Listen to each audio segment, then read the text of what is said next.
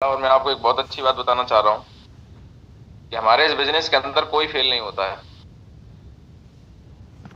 Direct selling के अंदर आज तक कोई फेल हो सकता है ना कोई होता है। लोग खुद छोड़ के चले जाते हैं। कितने लोग बात समझ में आ रही है?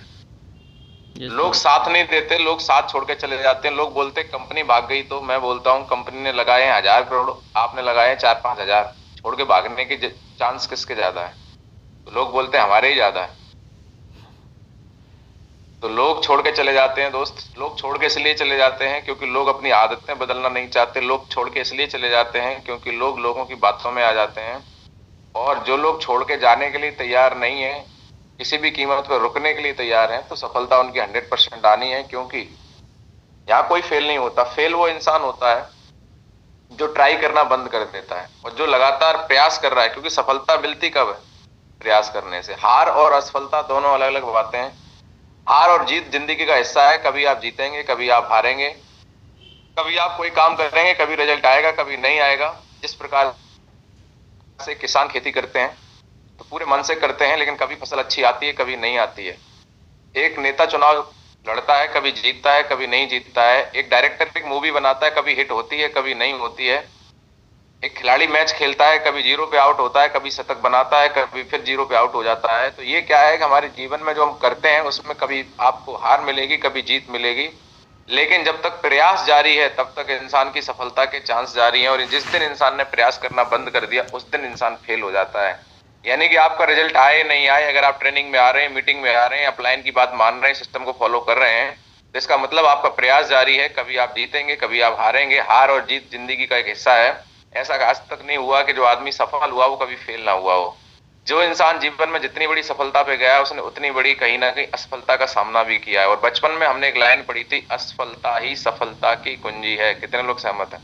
यस मार्क गुरु जी। यस गुरु जी। चलिए, तो साथियों, आप सभी का बहुत बहुत धन्यवाद। और उन लोगों की मैं बिल्कुल चिंता नहीं करता हूं जो नहीं आए हैं, मैं उन लोगों की चिंता करता हूं जो मेरा साथ दे रहे हैं।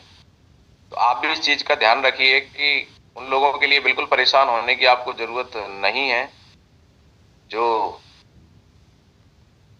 आपका साथ दे रहे हैं या नहीं दे रहे हैं। तो आपको चिंता उनकी करनी है जो आपका साथ दे रहे हैं। क्योंकि जो खुद ही नहीं बदलना चाहता उसको हम और आप कैसे बदल सकते हैं? कितने लोग सहमत हैं? यस। साथियों, सबसे पहली चीज यही है कि इस बिजनेस के अंदर हमें अपने विचारों पे काम करना पड़ेगा। क्योंकि इंसान अपने जीवन में जो भी कर्म करता है, एक्शन लेता है, उसके हिसाब से ही उसके जीवन में परिणाम आते हैं। तो हमारे कर्म का सीधा हमारे रिजल्ट पे, परिणाम पे आधारित है।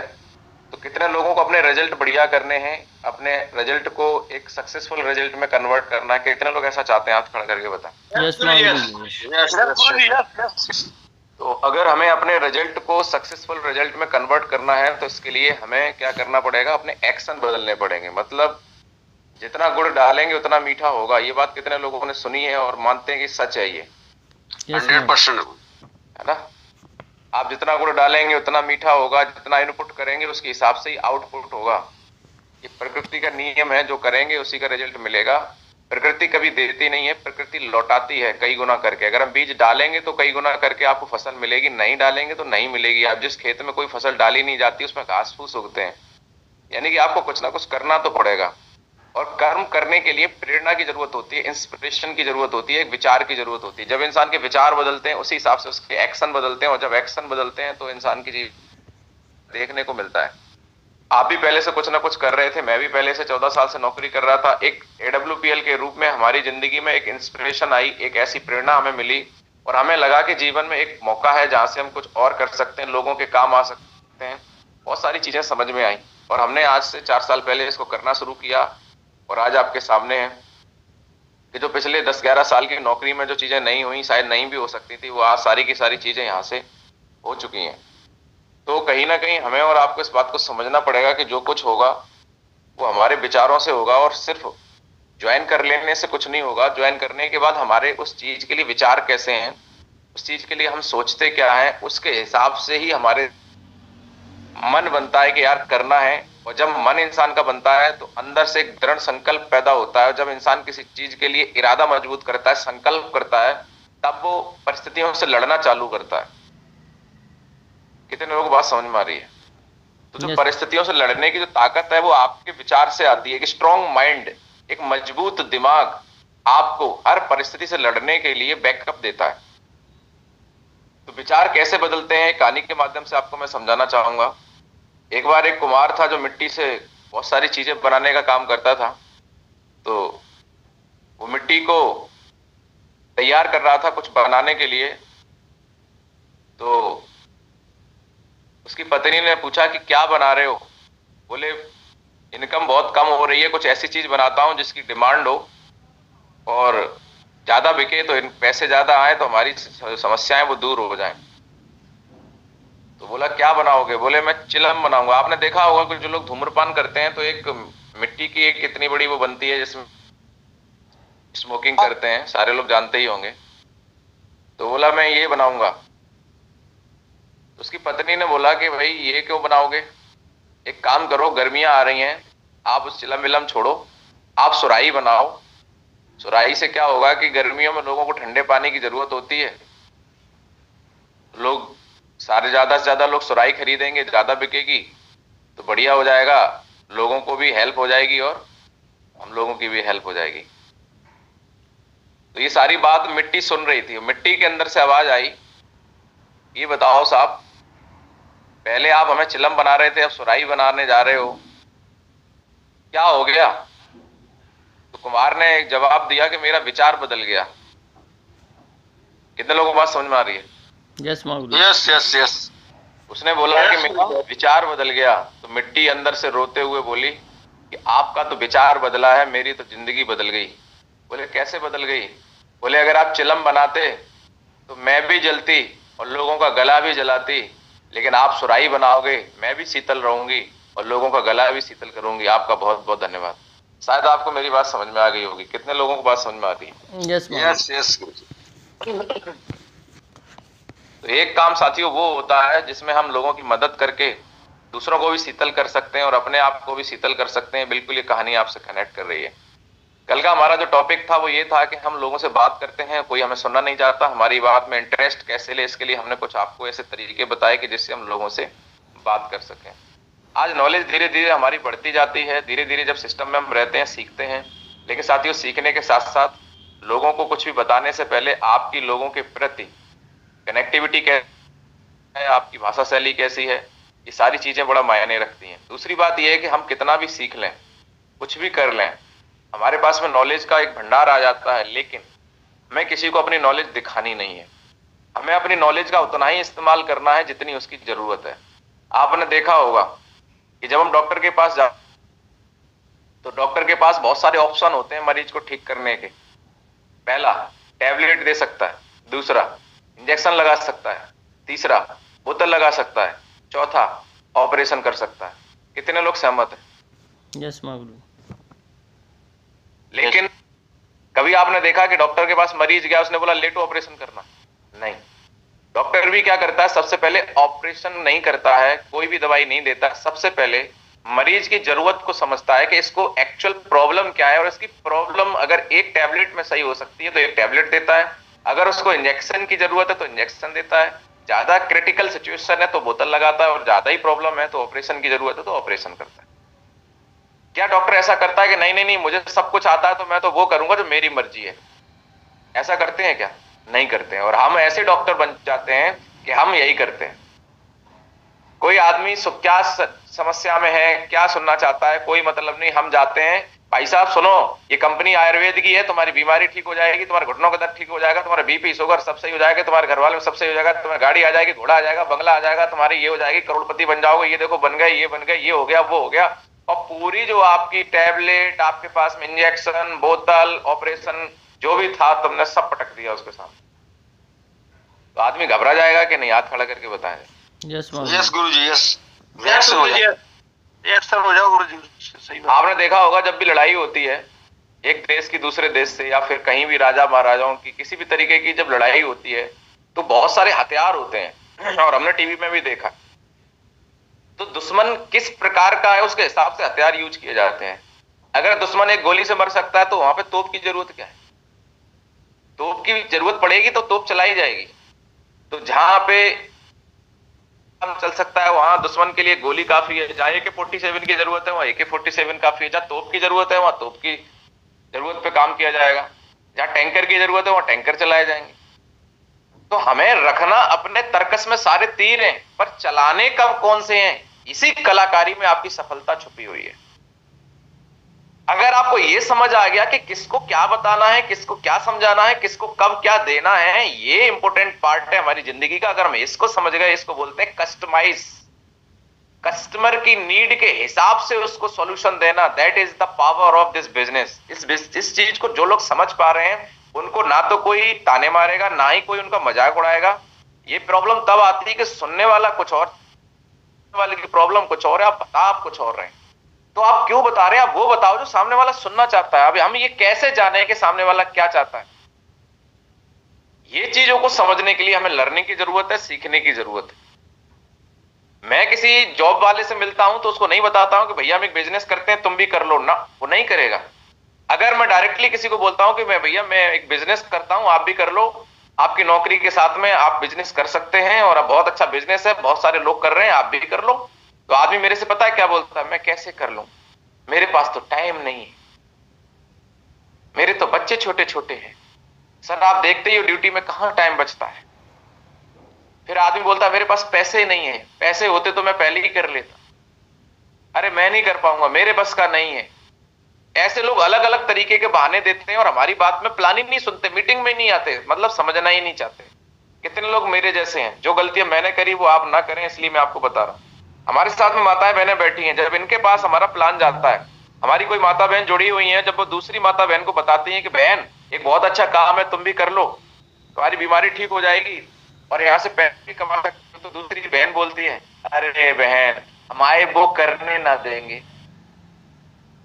हमारे वो ना सुनते नहीं है, हमारे वो हमारे घर से नहीं निकलने दे। अरे बहन तुम देख रहे हो हमारे तो जो चुन्नू मुन्नू छोटे छोटे हैं, हम कैसे कर पाएंगे। हेलो,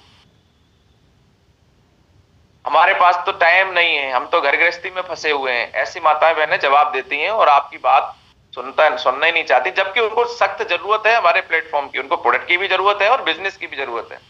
जब हम किसी स्टूडेंट को बोलते हैं, हमारे कोई स्टूडेंट ज्वाइन है, स्टूडेंट के पास जाते हैं कि भैया कर लो बहुत अच्छा काम है, तो स्टूडेंट बोलते हैं मेरे पापा ना मानेंगे, मैं तो पढ़ाई कर रहा हूं, मैं तो तैयारी कर रहा हूं, मैं नहीं करूंगा। अरे भाई इतना अच्छा काम है, फिर लोग ऐसे रिस्पॉन्स क्यों करते हैं? तो आप मुझे बताओ कि जो गलती हम कर रहे हैं वही गलती बराबर करते रहेंगे तो रिजल्ट भी तो वही आएगा। हम वही गलतियां बार बार कर रहे हैं और उम्मीद कर रहे हैं कि हमारा रिजल्ट बदल जाए, ऐसा कभी नहीं होगा। जो आप करते आ रहे हैं अगर आप वही करते रहेंगे तो आपको वही मिलेगा जो आज तक मिलता आया है, और अगर आपको अपना रिजल्ट बदलना है तो आपको वो बदलना पड़ेगा जो आज तक आप करते आ रहे हैं। आपको अपना तरीका बदलना पड़ेगा, आपको सीखना पड़ेगा। इस बात को आप समझिए, ये प्रकृति का नियम है कि जब आगे से आप किसी को कोई चीज देते हैं तो उसको सामने वाले को लेने में प्रॉब्लम होती है। उसको ऐसा लगता है तुम हमें बताओगे कि हम क्या करें, तुम हमें बताओगे कि हमें क्या कहां से पैसा कमाना है, तुम हमें समझाओगे कि हम पैसा कैसे कमाओ, होशियार हो हमसे। इंटरनली आदमी के दिमाग में सीधा थॉट ये जाता है अच्छा अब ये हमें बताएंगे हम करोड़पति कैसे बनेंगे, मतलब हमें अकल नहीं है बिल्कुल। ऐसा लोगों के मन में विचार आता है। कितने लोग मेरी बात समझ में आ रही? यस माँ।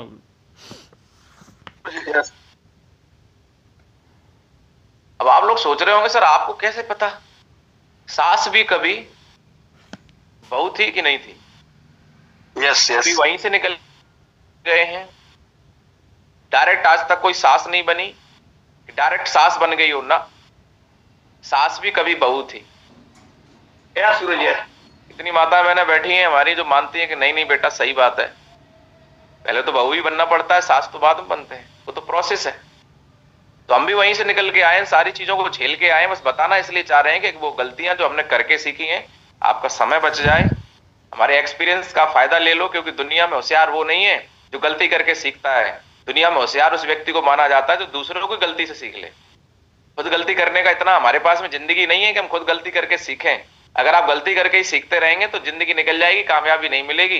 कामयाब वही लोग होते हैं जो दूसरों की गलतियों से सीख लेते हैं।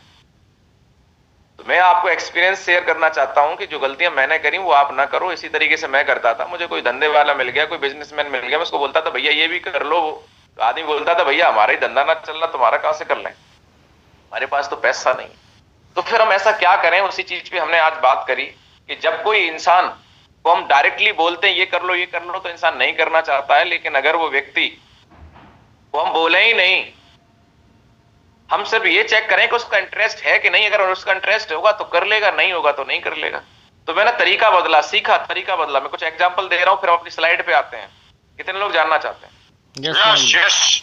मैंने अपना एक नियम बताया, थर्ड पार्टी अप्रोच, इसको बोलता है थर्ड पार्टी अप्रोच। कभी भी किसी को मैंने डायरेक्टली बोलना ही बंद कर दिया, तुम ये ले लो, तुम ये कर लो। काम तो करना था, सीखना था। मुझे पहले तो ऐसा लगा मेरे बस का नहीं, होगा नहीं, लेकिन मैंने सोचा कि जब और लोग कर रहे हैं तो काम तो किया जा सकता। हो सकता मुझे तरीका ना पता हो, तरीका सीखा। अब मेरे को कोई भी व्यक्ति किसी भी समस्या में मिले परेशान, तो मैं कभी उसको प्रोडक्ट नहीं बताता हूं, मैं उसको सिर्फ ऑप्शन देता हूं। मेरे को खूब मोटा आदमी दिखाई दे जाए और मुझे पता है कि प्रोडक्ट लेके पतला हो सकता है, लेकिन मैं उसको नहीं बोलता हूं तुम प्रोडक्ट ले लो। उसको पूछता हूं भैया आज मोटापे से, जैसा कि कल मैंने उदाहरण दिए थे कि आज मोटापा तो बहुत बड़ी समस्याओं का कारण है। बोले हाँ भाई है तो, लेकिन लोग प्रयास तो बहुत हो नहीं पाते हैं। तो आदमी बोलता है यार बात तो सही है, आप क्यों नहीं हो रहे? बोले यार बहुत प्रयास कर लिए, कहीं कुछ हो नहीं रहा है। यानी कि जब इंसान से आप बात करते हैं तो वो व्यक्ति जब अपनी समस्या बताता है, यानी कि वो खुद समस्या बताए तब आप सॉल्यूशन दो तो आदमी सुनेगा। आप बिना समस्या सुने डायरेक्ट सॉल्यूशन दोगे, नहीं सुनेगा। वही बात आ जाती है डॉक्टर वाली कि डॉक्टर पूछता है। दुनिया में एक चीज आप समझ लीजिए कि पूछना बहुत जरूरी है। आपको क्या आता है फर्क नहीं पड़ता है, 80% पूछना है, 20% बताना है। और हम उल्टा करते हैं, 80% लग जाते हैं समझाने में, टक टक टक टक टक टक टक टक, ये है ये है ये है, इतना बढ़िया सब कुछ बता देते हैं। फिर आदमी बोलता है ठीक है सोच के बताएंगे। फिर हम सोचते हैं साला इतना अच्छा बता दिया, इसको गाड़ी भी मिलेगी, घोड़ा भी मिलेगा, घूमने को भी मिलेगा, लाखों रुपए भी आएंगे, जनरेशन को भी, पीढ़ियां सुरक्षित हो जाएंगी, सुरक्षा भी है, सेहत। आदमी सुनता क्यों नहीं है? इसलिए सुनता है कि आप बता रहे हो। फिर आदमी बोलता है अच्छा ये भैया तुम पतले हो जाओगे प्रोडक्ट ले लो। आदमी बोलता ठीक है दे दो। बोले पैसे? बोले जब पतला हो जाऊंगा तब दे दूंगा। ऐसा होता है या नहीं होता है? यस गुरु जी। यस गुरु जी, बिल्कुल ऐसा होता है। और जब हम किसी को बोलते हैं भैया बिजनेस कर लो, ज्वाइनिंग लगा दो, आदमी बोलता है ठीक है लगा दो। बोले पैसे? बोले आप लगा दो, जब आ जाएंगे तब आप उसी में से काट लेना। ऐसा कितने लोगों के साथ होता है? कल भी हुआ था गुरु जी। हाँ तो होगा ना, आपका तरीका गलत जब तक नहीं सुधारोगे तब तक ऐसे ही होगा। आदमी को एहसास कराना पड़ेगा कि वो हमारी जरूरत नहीं, सामने वाले की जरूरत है। आदमी को एहसास कराना पड़ेगा कि जो हम उसको प्रोडक्ट बता रहे हैं वो उसकी जरूरत है। यानी कि उसकी प्रॉब्लम को जब आप पहले फाइंड आउट करेंगे, सामने वाले की प्रॉब्लम को निकालने की कोशिश करेंगे, सामने वाला खुद पूछे कि हमें बताओ भैया क्या है क्या है क्या है, तब जब आप बताएंगे ना तब करेंगे। ये नेचुरल एक इंसान की साइकोलॉजिकल प्रॉब्लम है। आप खुद से ही देख लो ना। आप किसी दुकान पे जाएं, बोले एक दुकानदार आपसे बोले भैया ये शर्ट ले लो, आप नहीं लोगे। और बड़े होशियार दुकानदार होते हैं, सेल्समैन होते हैं। आप सोना लेने गए और एक बाहर बढ़िया सा कोई हार लगा हुआ है और आपने बोला ये भैया कैसा है? बोले भैया ये नहीं मिल पाएगा। बोले क्या हुआ? बोले ये तो बिका हुआ रखा है। अब आप जब तक बैठेंगे आपकी नजर उसी पे रहेगी, भाई साहब यही चाहिए। बोले भाई साहब ना ना ना, कस्टमर ने इसका एडवांस दे दिया, ये नहीं दे सकते, आप दूसरा देख लो। बोले नहीं भैया यही चाहिए। मतलब इंसान की एक हैबिट होती है, जिस चीज के लिए मना करो वही चाहिए होती है, जो ऑफर करो वो नहीं लेता है। कितने लोग मेरी बात समझ में आ रही है? यस गुरु। और हमारी सबसे बड़ी गलती है कि हम अपने प्रोडक्ट को ले जाके, अपने प्लान को ले जाके, अपने प्लेटफॉर्म को ले जाके ऑफर करना चालू कर देते हैं। ऑफर करना बंद करिए। सबसे पहले सामने वाले के अंदर क्या चल रहा है, बोतल को खाली करना चालू करिए, क्योंकि बोतल में बंद ढक्कन से कुछ डालेंगे कुछ नहीं जाएगा। अगर बोतल के अंदर कुछ डालना है तो सबसे पहले ढक्कन खोलना पड़ेगा, उसको खाली करना पड़ेगा। कितने लोगों को बात समझ में आ रही है? यस गुरु। मुझे कोई नौकरी वाला मिलता है तो मैं उसको बिजनेस नहीं बताता हूं। उसको बोलता हूं भैया नौकरी कैसी चल रही है? बोले बढ़िया चल रही है। और नौकरी के साथ में क्या कर रहे हो? बोले और क्या करें, कुछ नहीं कर रहे हैं। बोले भैया नौकरी में इतनी कम सैलरी में तो महंगाई बढ़ रही है, कैसे बच्चे पढ़ेंगे, कैसे शादी ब्याह होंगे, कैसे फ्यूचर बनेगा, कैसे? तो बोले सर तो सब पता है लेकिन मजबूरी है, क्या करें, और कुछ कर नहीं सकते, नौकरी के अलावा ऑप्शन नहीं है। अब मैं बोलता हूं कि भैया अगर आपको एक ऐसा रास्ता मिले कि नौकरी के साथ में घंटे 2 घंटे देने से अगर 10-20 हजार रुपए महीने का एक्स्ट्रा इनकम आ जाए तो कैसा रहेगा? तो आदमी बोलता भैया बताओ क्या है? तब बताने में मजा आता है, क्योंकि सामने वाला पूछ रहा है, आप बताओगे तो सुनेगा, क्योंकि वो खुद पूछ रहा है। बात करते हैं कि ऐसा क्यों होता है, इसके पीछे भी एक प्रिंसिपल, एक सिद्धांत काम करता है जिसका नाम है द प्रिंसिपल ऑफ रिएक्शन। सामने वाला हमें क्या रिजल्ट क्या बोलेगा ये सामने वाले पे डिपेंड नहीं है, ये हमारे ऊपर डिपेंड है कि हम सामने वाले से क्या बुलवाना चाहते हैं। ये प्रकृति का नियम है। हमें ऐसा लगता है कि सामने वाला हमें उल्टा बोल रहा है या कुछ भी बोल रहा है, इसका कारण हम खुद होते हैं। अगर कोई व्यक्ति हमें कुछ बोल रहा है, इसका मतलब वो रिएक्शन कर रहा है, हमने कोई ना कोई ऐसा एक्शन जरूर किया है जिसके रिएक्शन में सामने वाला हमारे साथ ऐसा करता है। इसको एक एग्जांपल से समझते हैं। एक बच्चा है जो बोल रहा है कि मेरे टीचर को मुझे 100% फर्स्ट क्लास पास करना है। तो आप मुझे बताइए, टीचर एक बच्चे को फर्स्ट क्लास पास करे, ये किसके हाथ में है? टीचर के हाथ में, बच्चे के हाथ में? अरे बच्चे के हाथ में है। बच्चे को अगर 100% 90% नंबर लाने हैं तो बच्चे को पता है कि मैं वो एक्शन करूंगा कि टीचर को रिएक्शन करना ही पड़ेगा, कि मैं इतनी तैयारी करूं, इतनी अच्छी कॉपी लिख के आऊं कि सामने वाले को 90% नंबर देने ही पड़ेंगे। तो जिस प्रकार से टीचर आपको 90% नंबर देगा, ये इस बात पर डिपेंड नहीं करता कि टीचर का मूड है कि नहीं है, ये इस बात पर डिपेंड करता है कि कॉपी कैसी लिखी गई। कॉपी कैसी लिखी जाएगी ये इस बात पर डिपेंड करता है कि हमारा मूड कैसा है, मतलब हमारा एक्शन कैसा है। हमारे एक्शन के ऊपर डिपेंड करता है कि सामने वाले का रिएक्शन कैसा होगा। सामने वाले से जो रिजल्ट हमें चाहिए उसके लिए हमें एक्शन करना पड़ेगा। इसको बोलते हैं द प्रिंसिपल ऑफ रिएक्शन। आप जैसा एक्शन करेंगे वैसा रिएक्शन होगा। यहाँ पे एक बात लिखी हुई, न्यूटन का थर्ड लॉ ऑफ मोशन कहता है कि every action has an equal and opposite reaction. मतलब लोग क्या करते हैं, ह्यूमन बीइंग्स, जो मानव जाति है, वो रिस्पॉन्ड, उनको लोगों को रिस्पॉन्ड करना चाहिए, लेकिन लोग रिस्पॉन्ड नहीं करेंगे, लोग करते हैं रिएक्शन। आप किसी पे नाराज होइए तो वो आपके सामने नाराज हो जाएगा। आप किसी को गाली दीजिए तो वो आपको गाली देगा।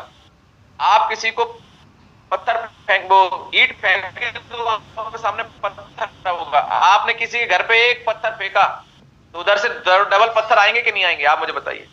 आप किसी के घर पे मिठाई का डिब्बा देके आते हैं तो सामने से डबल मिठाई का डिब्बा आएगा। आप नमकीन देके आएंगे तो नमकीन आएगी। मतलब सीधा सा है, जो बोएंगे वही काटेंगे।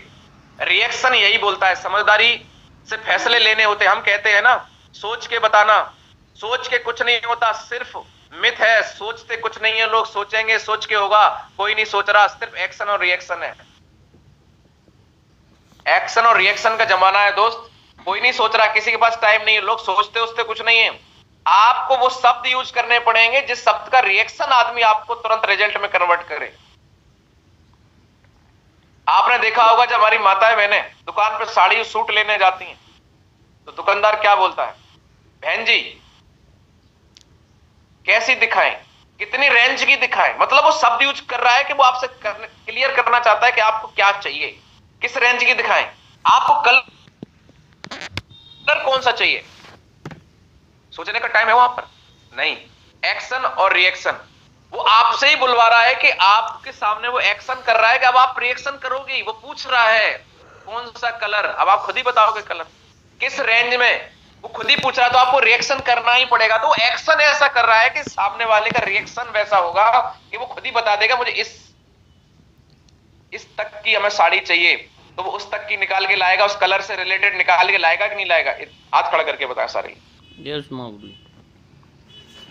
yes. बात आप समझ पा रहे होंगे। मैं वही शब्द और एग्जांपल यूज करता हूं जो हमारी जिंदगी से जुड़े हुए हैं। जब कुछ लोग बोल देते हैं तब एक रिएक्शन आता है, जब आप कुछ कर देते हैं तब एक रिएक्शन आता है। मतलब जब आप बोलते हैं और कुछ करते हैं तभी रिएक्शन आते हैं। डायरेक्ट सेलिंग में, नेटवर्क मार्केटिंग में जब आप बोल रहे हैं, यदि उसका कंट्रोल नहीं है तब सामने वाला रिएक्शन पर ले गए।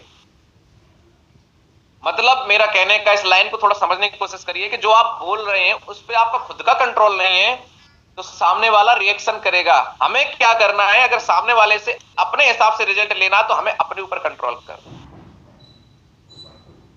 दूसरे को कंट्रोल में आप ना कर पाए हैं ना कर पाएंगे। सामने वाला क्या बोलेगा ये हमारे हाथ में है, किसी दूसरे के हाथ में नहीं। कैसे है, मैं आपको एग्जाम्पल के साथ बताना चाहता हूं। जानना चाहते हैं? यस। जानना चाहते हैं? यस। यस मागुरु। सामने वाले को ज्वाइन करना ही पड़ेगा। मैं कैसे करता हूं मैं आपको बता रहा हूं। मैंने प्लान दिखा दिया, मैं प्लान दिखाने के बाद बोलता हूं सर आपको कैसा लगा, अच्छा या बहुत अच्छा। अब वो बोलता है अच्छा लगा तो भी भर फॉर्म, क्योंकि मैं सामने वाले को क्या बोल रहा हूं, एक्शन क्या कर रहा हूं। मैं बोल रहा हूं अच्छा लगा या बहुत अच्छा, एक्शन क्या हुआ, अच्छा है बहुत अच्छा, ऑप्शन रिएक्शन क्या आएगा, अच्छा है बहुत अच्छा।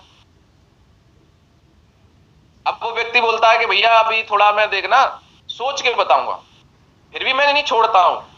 अब मैं ऐसा एक्शन करूंगा कि सामने वाले को रिएक्शन में बोलना ही पड़ेगा ठीक है भैया शुरुआत करो। मैं एक बात बोलता हूं कि सर आप सोच लेना बाद में कर लेना, कोई प्रॉब्लम नहीं है, लेकिन मैं ये मानना चाहता हूं आप इस बिजनेस को क्यों करना चाहते हैं, क्या चीज आपको इसमें अच्छी लगी, कौन सी ऐसी चीज है आपकी लाइफ में जिसके लिए आप इस बिजनेस को करना चाहेंगे। बोले साहब इसलिए करना चाहेंगे, जैसा आपने बताया कि नौकरी से सर बहुत कुछ नहीं हो सकता, लेकिन इस बिजनेस से हम कुछ बड़ा कर सकते हैं, इनकम कर सकते हैं, घर की जिम्मेदारियां पूरी कर सकते हैं, घर के सपने पूरे कर सकते हैं।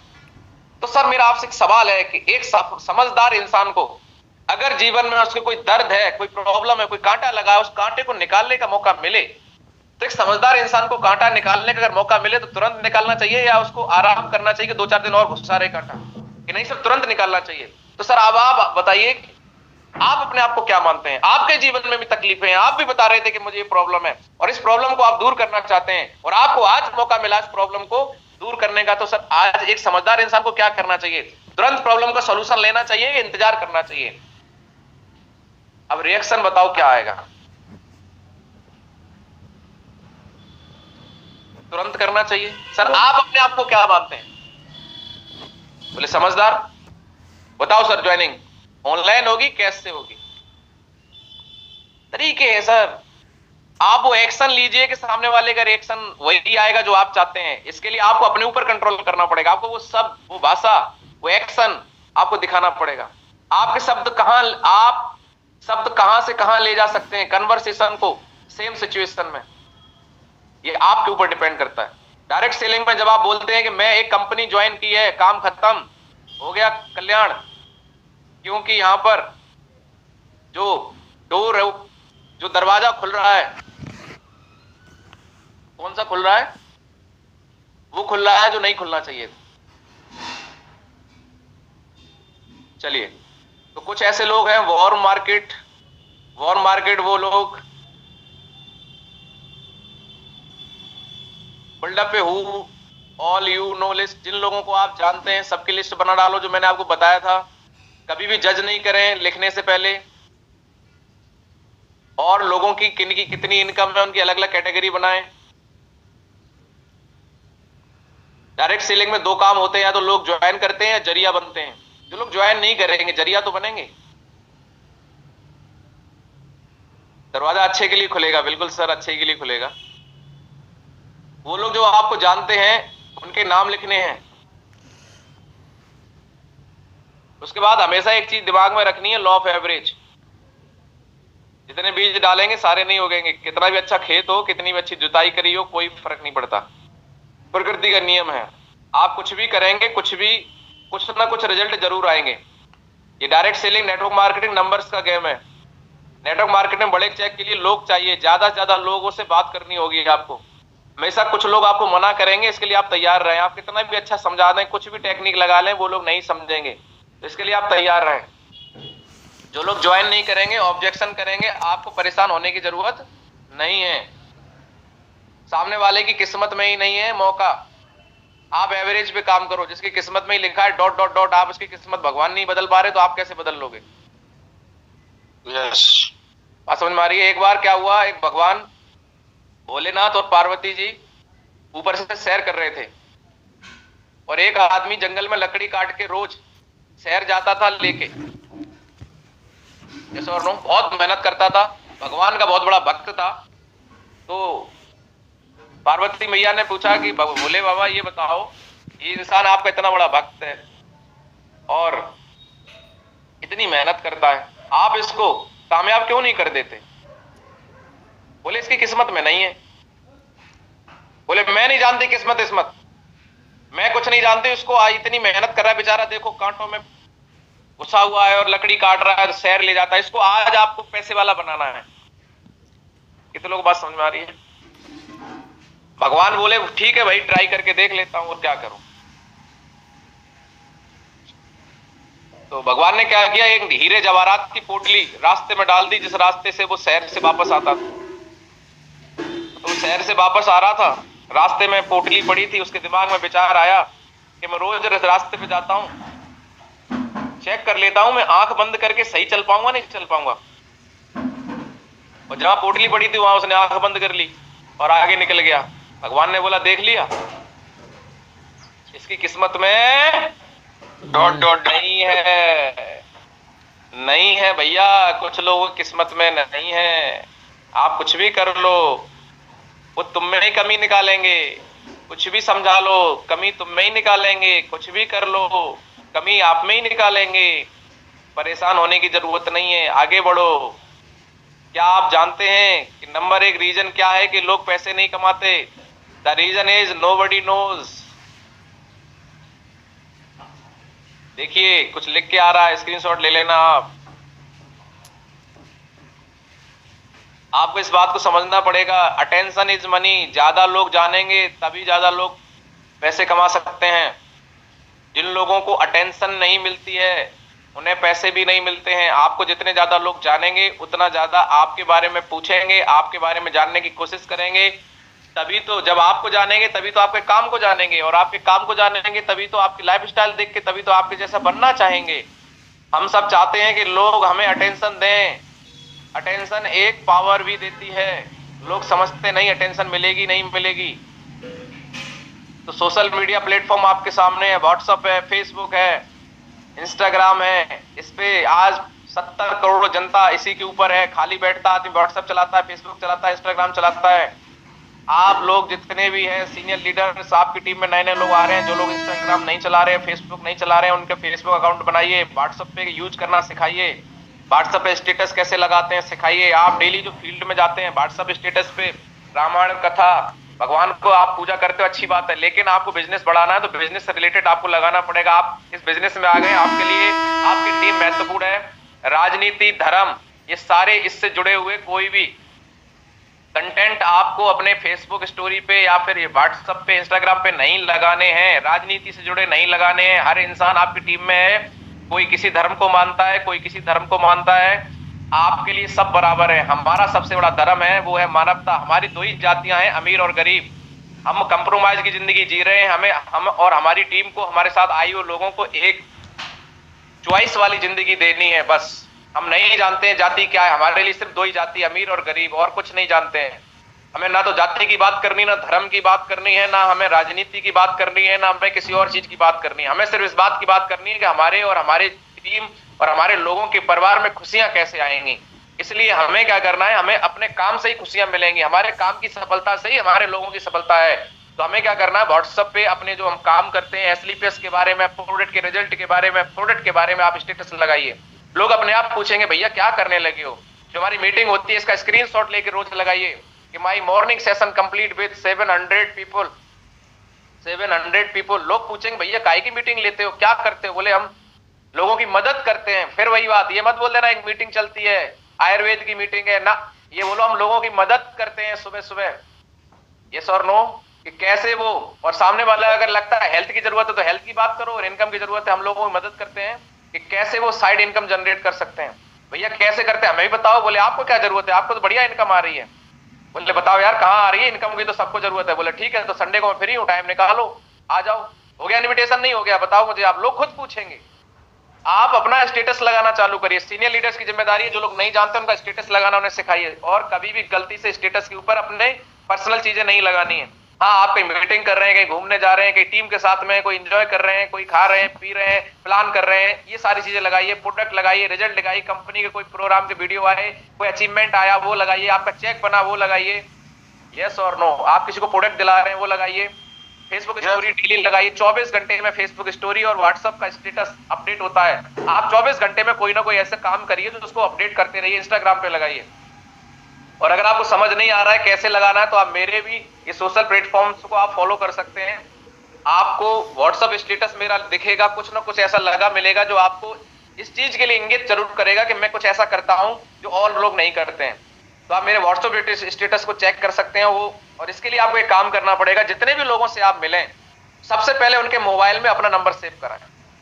बोलो भाई आपका नंबर तो मेरा सेव कर लो, अपने सामने सेव करा दें, और उसके बाद उस व्यक्ति का नंबर आप अपने मोबाइल में सेव कर लें। इससे क्या होगा कि जब भी आप स्टेटस लगाएंगे तो उसके मोबाइल में स्टेटस पे शो करेगा।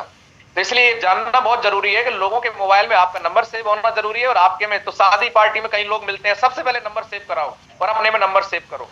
इससे जब आपको बहुत सारे लोग वॉच करेंगे, अटेंशन लेंगे, तुरंत नहीं उनको टच करना है। वो जब 10-20 बार, महीने 2 महीने आपका स्टेटस देखते रहेंगे, फिर आप देखो उसमें आती है लिस्ट के कितने लोग आपका स्टेटस देख रहे हैं, उनकी लिस्ट बनाओ। जो लोग रोज आपका स्टेटस देख रहे हैं, फिर उनसे हाय हेलो करो, खुद वो उनको बात करने का मुद्दा मिल जाएगा कि भैया आजकल स्टेटस बहुत बढ़िया लगाते हो, क्या करने लगे हो गया काम। कितने लोगों को बात समझ में आ रही है? तो जब तक आप चीजों को, प्लेटफॉर्म को यूज नहीं करेंगे कोई फायदा नहीं है। फेसबुक स्टोरी आप लगाते हो, चेक करो कितने लोग आपकी फेसबुक स्टोरी देख रहे हैं, उनकी लिस्ट बनाओ और उनसे हाय हेलो करो। और आपको क्या करना है कि लोगों से अगर अटेंशन लेनी है तो लोगों को टेंशन दो। तो आपको फेसबुक पे अपनी कंपनी से जुड़े और जो नए नए लोग जिनको आप जानते हो, बहुत सारे ऐसे लोग हैं जो AWPL नहीं कर रहे हैं, कुछ नहीं कर रहे हैं, कोई नौकरी कर रहा है, कोई कुछ कर रहा है, और आप उनको जानते हैं, आपके फ्रेंड ने, आप कोई पोस्ट डालते उनको लाइक करो, कमेंट करो, हैप्पी बर्थडे करो। लोगों को अगर आप करेंगे तो लोग आपको करेंगे, आप लोगों को टेंशन देंगे तो लोग आपको टेंशन देंगे। तो आप मेरे पेज पे जा सकते हैं, फेसबुक पे विशाल यादव डालेंगे, आ जाएगा, आप उसको फॉलो कर लीजिए। आपको दिखता रहेगा कि मेरी स्टोरी हम कैसे लगाते हैं, हमारे सीनियर लीडर्स उनको फॉलो करिए। इंस्टाग्राम पे आप जाइए, विशाल यादव 8990, आप फॉलो कर लीजिए हमारे इंस्टाग्राम अकाउंट को, आपको पता चल जाएगा मैं स्टोरी पे कैसे लगाता हूँ, क्या करता हूँ। व्हाट्सएप पे आप हमारा नंबर सेव कर लेना, जिनका नंबर मेरे मोबाइल में सेव है उनको दिखता होगा, सबका तो मेरे लिए पॉसिबल नहीं है। तो जो लोग मेरे पे व्हाट्सएप पे नहीं है, वो मेरे फेसबुक पे तो कोई भी आ सकता है, फॉलो करके आप वहां से आप देख सकते हैं, सीख सकते हैं और इंस्टाग्राम पे जा सकते हैं। तो ये सोशल मीडिया में बस एक चीज का ध्यान रखना है कि यहाँ पे बहुत बड़ा समुद्र है, आपको इसको उतना ही यूज करना है जितनी आपकी जरूरत है। 10 मिनट सुबह, 10 मिनट शाम, बस। कुछ लोग क्या करते हैं, बोले सर ने बोला, बोले क्या कर रहे हैं, फेसबुक चला रहे हैं, आप फेसबुक में घुस गए, आप सबकी प्रोफाइल देख रहे हैं, रील देख रहे हैं, वीडियो देख रहे हैं, उल्टी सीधी चीजें आ रही ना। केवल 10 मिनट सुबह, 10 मिनट शाम, मिस यूज नहीं करना है। ये सोशल मीडिया लोगों के लिए पैसा कमाने का भी माध्यम है, बहुत सारे लोगों के टाइम बर्बाद करने का भी माध्यम है। हम टाइम बर्बाद करने वालों में नहीं हैं, यस और नो। हमें क्या करना है, इससे लर्निंग लेनी है, सीखना है और इसका सही यूज करना है।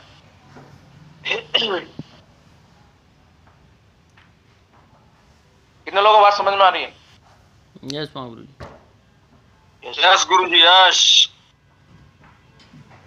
आज हर इंसान ज्यादा से ज्यादा सोशल मीडिया पे है, हमें वहीं जाना पड़ेगा जहां लोग हमें ज्यादा मिलेंगे। हमें सोशल मीडिया से लोगों को टेंशन लेना सीखना है।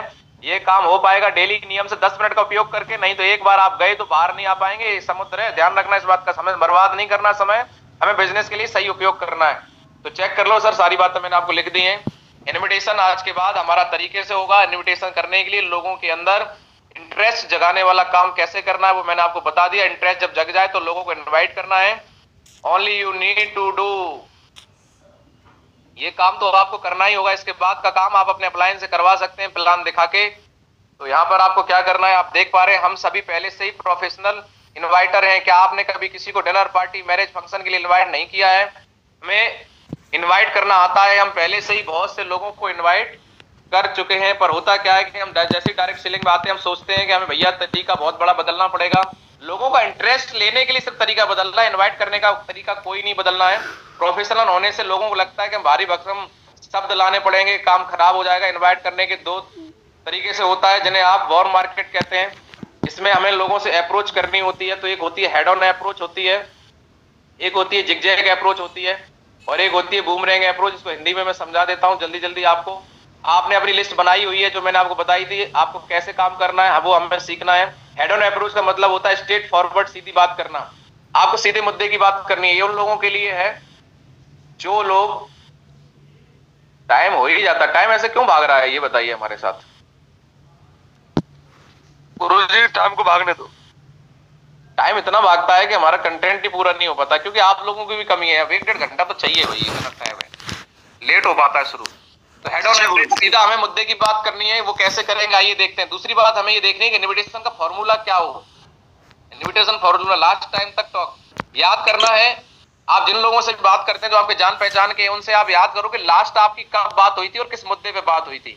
उसी बात को रिपीट करना है, याद करना है कि उस व्यक्ति से जब आप लास्ट टाइम बात हुई थी तो क्या बात हुई थी, फिर कॉल करना है। एक्साइटमेंट के साथ में हमेशा बात करनी है। गेम ट्रांसफर एक्साइटमेंट का, जब आप लाइफ टाइम के टॉपिक से बात शुरू करते हैं, मतलब लास्ट वाली बात से शुरू करते हैं, तो सामने वाले को नहीं लगेगा कि आप क्यों बात कर रहे हैं। क्योंकि कंपनी वाले लोग ज्यादातर एक जैसे शब्द यूज करते हैं। लोगों को ये लगना चाहिए कहीं वही काम तो नहीं है। लोगों के पास लिमिटेड शब्द होते हैं, भाई मैंने कंपनी ज्वाइन कर ली है, बहुत जबरदस्त प्लान है, एक बार कर लो, और लोग फोन उठाना बंद कर देते हैं। कितने लोग सहमत हैं इस बात से? यस महागुरु जी, सारे लोग सहमत होंगे। सर जी महागुरु जी। बहुत लंबे इनविटेशन नहीं करने। लोग क्या करते हैं, इनविटेशन में प्रेजेंटेशन को डाल देते हैं। आपको काम का संदेश पहुंचाना है, टाइम नहीं है आपके पास। अगर आपके घर में शादी है, 500 लोगों को इनवाइट करना है, तो आप क्या करेंगे? सबके घर पे जाके खाना खाएंगे, चाय पिएंगे? नहीं, आप फटाफट उसको कार्ड देंगे और निकल लेंगे और बोलेंगे भैया मैं बहुत जल्दी में हूं, मुझे और कार्ड बांटने हैं। यही तो करते हैं। यहाँ भी आपको ऐसे ही थोड़ा जल्दी दिखानी है, कभी किसी को ज्यादा इन्विटेशन के अंदर टाइम नहीं देना है। हेड ऑन अप्रोच ये उन लोगों के लिए है जो आपके बहुत खास है, फैमिली फ्रेंड है, इनसे सीधे बात करनी है। कैसे करेंगे? उदाहरण के लिए आइए हम देखते हैं। लास्ट टाइम बात से स्टार्ट करनी है। भाई कैसा है तू? लास्ट टाइम तेरा एग्जाम था, कैसा रहा? मुझे तेरी एक बात अच्छी लगती है। एक मतलब उसको कॉम्प्लीमेंट देना है। मुझे तेरी एक बात अच्छी लगती है कि तू हर सिचुएशन को अच्छे से हैंडल कर लेता है। ये क्या होगा? एप्रिसिएशन। वो बंदा खुश हो जाएगा। इसके बाद आपको क्या कहना है? हेड एंड अप्रोच लगानी है। कैसे लगेगी? अब आपको बोलना है कि मैंने एक बिजनेस देख लिया है और मैं चाहता हूं कि तू भी एक बार आके देख ले, बता कब मिलने आ जाऊं, तू संडे को फ्री है कि नहीं है। यहाँ पर आपका रिलेशन बना हुआ है। आपको यहाँ और कुछ नहीं बोलना है, सीधा सीधा। अगली अप्रोच है जिगजैग अप्रोच। ये उन लोगों के लिए है जो उम्र में आपसे बड़े हैं, उम्र में एक्सपीरियंस है, एटीट्यूड वाले हैं। इनको अगर आप कोई राय दोगे तो ये नहीं सुनेंगे। इनको कैसे लाना है? उदाहरण के लिए मैंने एक बिजनेस स्टार्ट किया है, तो यहाँ पर जैसे मान लीजिए आपके फूफा जी हैं, मौसा जी हैं, आपके कोई टीचर हैं जो उम्र में बड़े हैं और एक्सपीरियंस वाले हैं, ऐसे लोगों को कैसे हम बिजनेस में ला सकते हैं, तो उसको आपको समझना है। उदाहरण के लिए मैं एक बिजनेस स्टार्ट कर रहा हूँ, आप अपने फूफा जी को बोल सकते हो कि फूफा जी मैं एक बिजनेस स्टार्ट कर रहा हूँ, आपके पास बहुत अच्छा एक्सपीरियंस है और आप मुझे सजेशन आपसे चाहिए कि मैं कैसे बेहतर कर सकता हूँ। और उनको ज्यादा गहराई से नहीं बताना है। आपके कोई टीचर हैं, आप उनको बोल सकते हैं कि भाई मैंने ऐसे ऐसे हेल्थ का काम स्टार्ट किया है, एक बार आप देख लो। तो आप जब उनसे राय लोगे तो राय देने के लिए लोग तैयार रहते हैं। उनको बोलना है कि संडे को आप आ जाओ 1 घंटे के लिए, अंकल जी आप आ जाओ, फूफा जी आप आ जाओ, देख लो कि आपका बच्चा सही काम कर रहा है कि नहीं कर रहा है, सही बिजनेस है कि नहीं है। तो वहां आके जब वो देखेंगे हेल्थ की बात हो रही है, तो घुटने में दर्द है, तो बोलेंगे भैया घुटने का दर्द का सही हो तो मुझे भी दिलवा। Boomerang approach, third party approach, ये बहुत ज्यादा मैजिकल है। कैसे यूज करते हैं इसको देख लेते हैं। मैंने इसके बारे में थोड़ा सा आपको उदाहरण भी दिया था। सभी स्टूडेंट बहुत पढ़ाई करते हैं, तो आपको फैक्ट वाला फॉर्मूला यहाँ पे यूज करना है जो मैंने आपको शुरुआत में बताया था। तो आपको बोलना है कि सभी स्टूडेंट पढ़ाई बहुत करते हैं, पहला फैक्ट हो गया, पर उन्हें अच्छी जॉब नहीं मिल पाती, फैक्ट दूसरा हो गया। अब यहाँ पर आपको अप्रोच करनी है। अगर मैं तुम्हें एक ऐसे इंसान से मिलवा दूं जो महीने के लगभग 1 लाख रुपए कमा रहे हैं और वो तुम्हें बता दें कि एज ए स्टूडेंट तुम 30 से 40 हजार रुपए महीना कैसे कमा सकते हो, तो आर यू इंटरेस्टेड? क्या तुम जानना चाहोगे? क्या तुम मिलना चाहोगे? तो सामने वाला क्या बोलेगा? बिल्कुल मिलवा दो। कैसा रहेगा कि मैं आपको एक ऐसे ऑनलाइन या ऑफलाइन इवेंट में आने का मौका दूं जहां पर आप सीख पाओगे महीने का 30-40 हजार कैसे कमा सकते हैं। सामने वाला क्या बोलेगा? बिल्कुल बताओ। क्या मैं ट्राई करूं कि आपकी सीट कंफर्म हो जाए?